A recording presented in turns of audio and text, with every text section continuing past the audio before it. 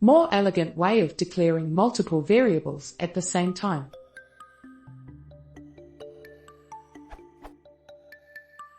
To declare multiple variables at the same time I would do. But if I had to declare much more variables, it turns less and less elegant. Is there a better, elegant, convenient way to do this? This must be very basic, but if I do use a list or a tuple for storing the variables, how would I have to approach so that I would be helpful since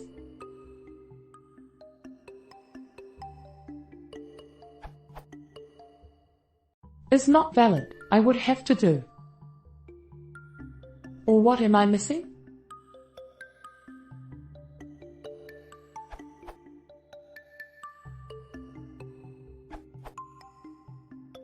As others have suggested, it's unlikely that using 10 different local variables with Boolean values is the best way to write your routine, especially if they really have one letter name Smile.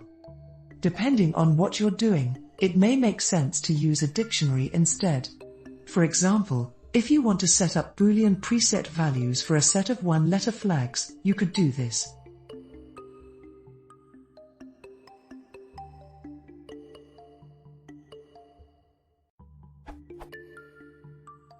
If you prefer, you can also do it with a single assignment statement.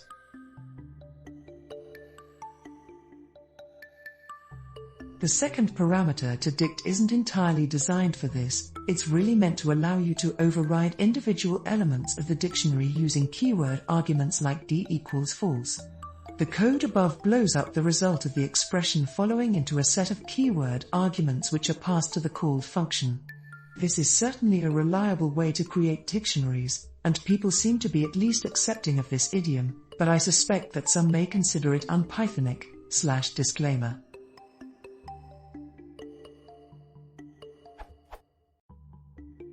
Yet another approach, which is likely the most intuitive if you will be using this pattern frequently, is to define your data as a list of flag values, true, false, mapped to flag names, single character strings. You then transform this data definition into an inverted dictionary which maps flag names to flag values. This can be done quite succinctly with a nested list comprehension, but here's a very readable implementation.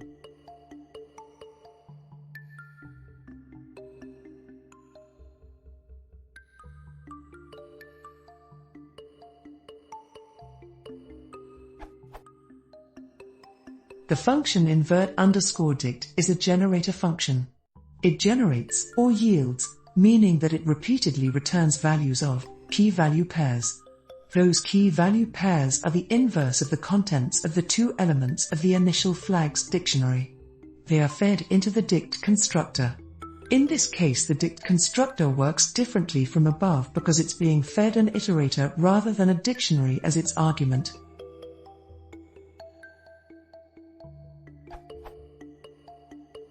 Drawing on at Chris Lutz's comment, if you will really be using this for single character values, you can actually do.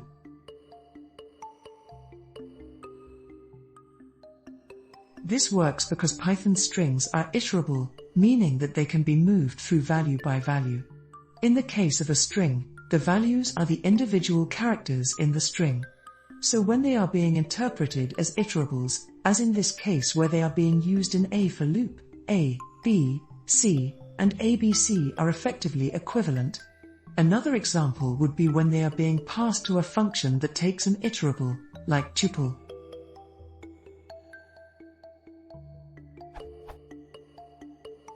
I personally wouldn't do this because it doesn't read intuitively. When I see a string, I expect it to be used as a single value rather than as a list. So I look at the first line and think, okay, so there's a true flag and a false flag. So although it's a possibility, I don't think it's the way to go. On the upside, it may help to explain the concepts of iterables and iterators more clearly.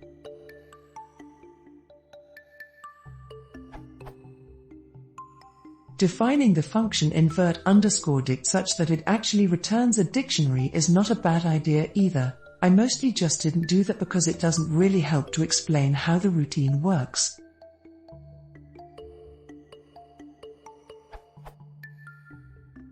Apparently Python 2.7 has dictionary comprehensions, which would make for an extremely concise way to implement that function.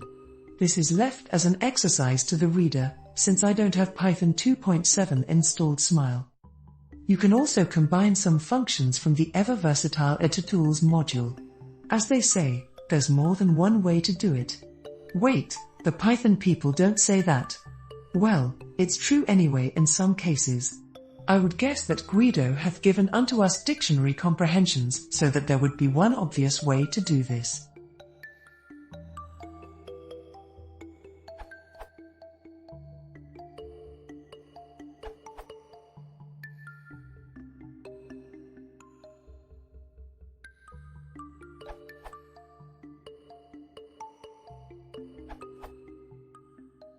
Use a list/dictionary or define your own class to encapsulate the stuff you're defining, but if you need all those variables you can do.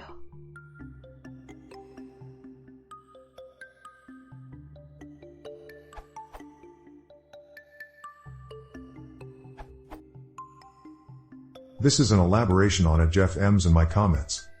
When you do this, it works with tuple packing and unpacking. You can separate the packing and unpacking steps.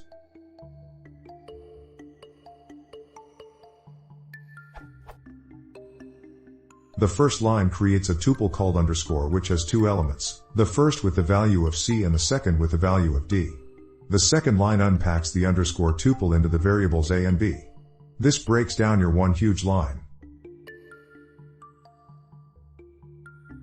into two smaller lines. It will give you the exact same result as the first line, including the same exception if you add values or variables to one part but forget to update the other. However, in this specific case, Jan's answer is perhaps the best.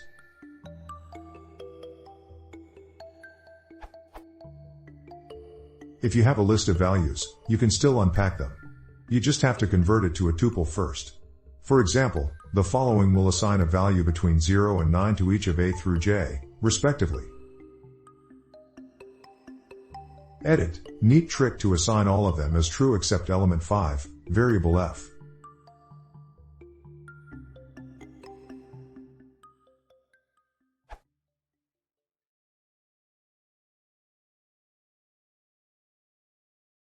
If you want to see more, please consider subscribing.